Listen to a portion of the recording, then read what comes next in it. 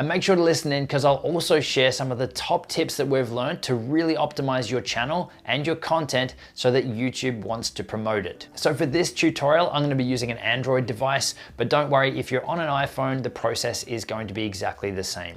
All right, so over on the phone now, you want to open up your web browser, whether it's Chrome or Safari, and you want to head to youtube.com, and you'll likely be directed to the mobile version of the website m.youtube.com. Now, you will have to do this in the browser on your device and not using the YouTube app or the YouTube Creator app, because as of the time of recording this video, they're missing a lot of the key channel setup features if you're doing it from within the app. So in order to be able to set up your channel properly and have access to all the features, you want to do it through your web browser. So head over to youtube.com, and you can see in the top right hand corner, our little profile pic there is just a gray icon, which means that we're not signed into a Google account. So if we press on that, then we have the option to sign in. So in order to have a YouTube channel, you will also need to have a Google account.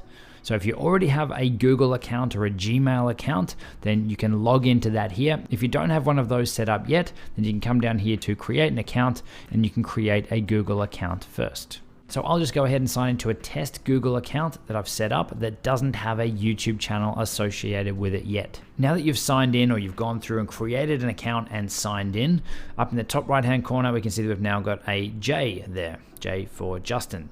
So we'll press on that, and you can see that we have the options here now to create a channel.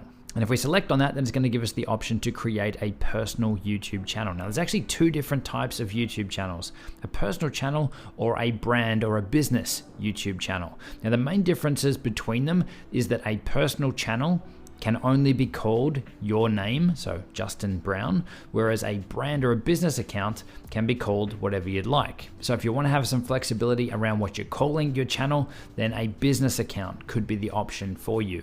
But also the other big advantage of a business or a brand account is that you can actually assign managers for your channel. So you don't need to hand out your username and password for your Google account. You can actually grant access to your channel to other people, and they can then help you out with things like managing your comments or uploading your videos. So if you're serious about growing this long term and potentially bringing in team or people to help you out with it, then a business or a brand account is probably the way to go.